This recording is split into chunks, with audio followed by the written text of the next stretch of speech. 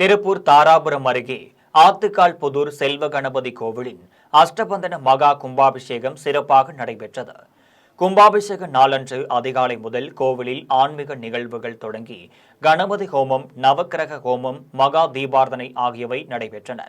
அதனைத் தொடர்ந்து இரண்டாம் கால பூஜையில் மகா சங்கல்பம், விக்னேஸ்வர பூஜை, கோ பூஜை ஆகியவை நடைபெற்றன.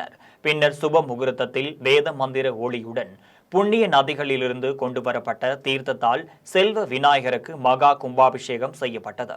இந்த ஆன்மீக நிகழ்வில் தாராபுரம் சுற்றுவட்டார பகுதிகளைச் சேர்ந்த ஏராளமான பக்தர்கள் கலந்து கொண்டு சாமி தரிசனம் செய்தனர். விழாவில் பங்கேற்ற அனைவருக்கும் அன்னதானம் வழங்கப்பட்டது.